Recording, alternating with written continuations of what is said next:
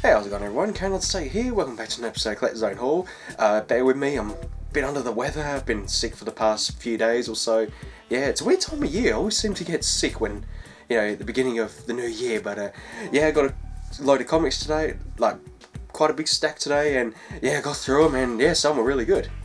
Start off with, I bought the first two issues, but then the shop didn't have the other issues, but they had the actual trade paperback Star Wars TIE Fighter. It was really good. I quite enjoyed this one, and I quite like the twist at the end. Well, I wouldn't say it was a twist, but spoiler alert if you haven't read it. So it's just a squadron of TIE fighters, an elite group, if I want to say. It's not about dogfights to them. They've got to stick in a group and take out the enemy together, and then everyone goes home together, that kind of thing. And then the latest, not issue 3. How many issues is it? 5 issues. So one issue, and then the two left, like issue 3. A couple of the units get taken out, and then it's revealed that one of them was like a spy, feeding info to the rebels. So then they get two new members, and it's not the same kind of thing. But then at the end, they all sort of band together, and it's like, for the Empire, and then all of a sudden there's a distress signal. The Emperor's dead. Attention, the Emperor is dead. And I thought, oh shit. So it was like the events leading up to like when the Emperor dies, and then, well, if you haven't seen the movie, and they're basically like, well, what do we do now?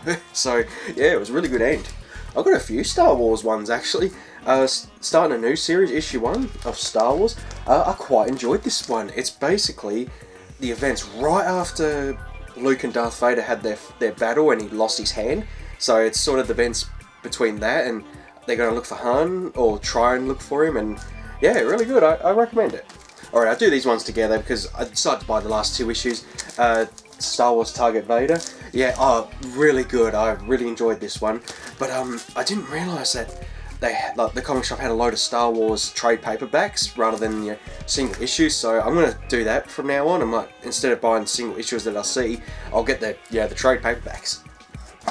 Basically, so I don't have the same situation with TIE Fighter where I couldn't get the other issues because they didn't have them. I decided to try another Dynamite character, Betty Page Unbound. It was a really interesting read. So it's Betty Page. It was like in the normal sort of, the normal. How do I put? Sorry, I've taken Panadol, but I can't think. So basically, she's in the normal world. Let's just put it that way. And then a time warp opens or something like that, and then she's basically Sonya, Red Sonya.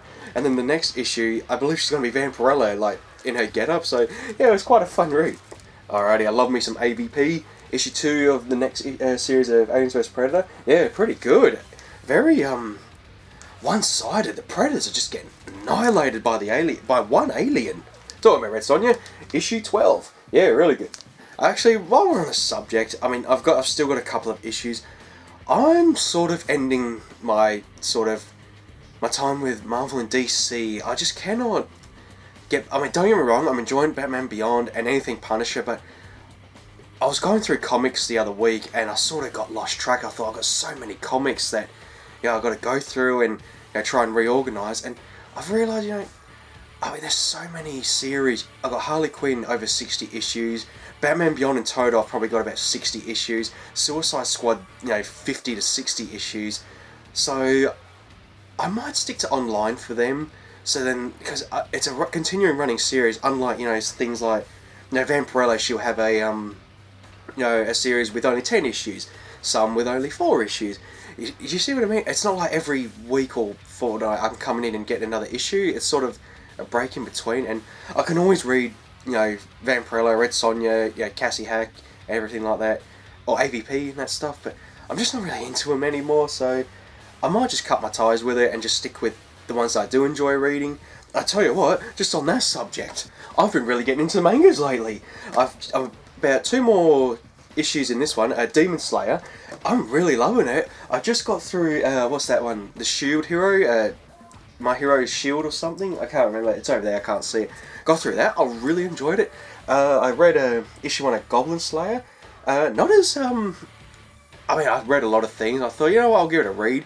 And yeah, I didn't find it so traumatizing, if you know what I mean. Don't get me wrong, there's a lot of very dark moments, and yeah, I quite enjoyed that one, but I prefer Shield Hero. I feel like you're one or the other, Goblin Slayer or the Shield Hero or Demon Slayer. I'm really enjoying this one. The comic shop just got a load of mangas in, and this is their top seller at the moment. Yeah, they can't keep it on the shelf. Tell you what else have I read? I read the Pokemon manga. I thought that was pretty good, and I do have a few. I think that's it for now. But yeah, I'm moving on to mangas now, which I'm really happy. Oh, here's a perfect example. Warrior Nun Dora. Last issue, only 3 issues, but I loved it. I thought it was a really sort of different, how do I put it, different sort of theme for me for comics, and yeah, I thoroughly enjoyed it, and I didn't realise it was a whole series, so I might try and, follow it a bit more. But yeah, it's the perfect, blend for me. I love a short story.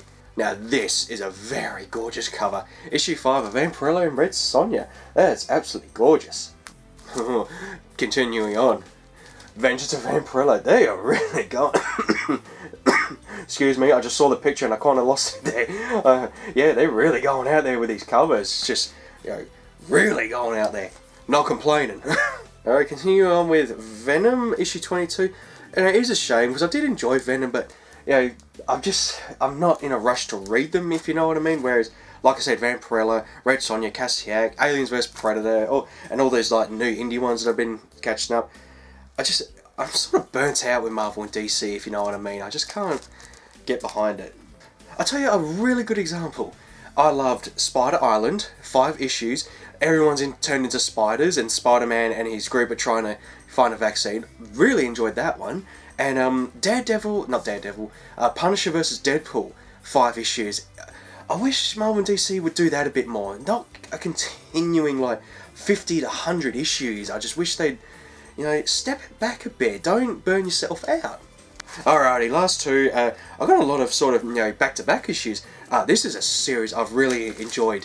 Unbound issue 2 and issue 3. I really recommend this one. It's actually really cool. It's like not a cliche, but they've created a new gaming world where everyone becomes like an avatar, and they rank up in the game. They can't feel pain. They can have pleasures that they seek. I could me big. I could be a big muscular guy there. It's that kind of topic. But the twist is that there's a character who's exploiting the game where they can actually kill and hurt people, and then the way to get out of the game, they got to say disconnect. But when he approaches them, they say disconnect, but they can't. So I don't know if he's like a virus or something like that, but yeah, I really am enjoying that one. I recommend that. Alrighty, and that's it for this Collector's Zone haul. Thank you all for watching, and I will see you all later.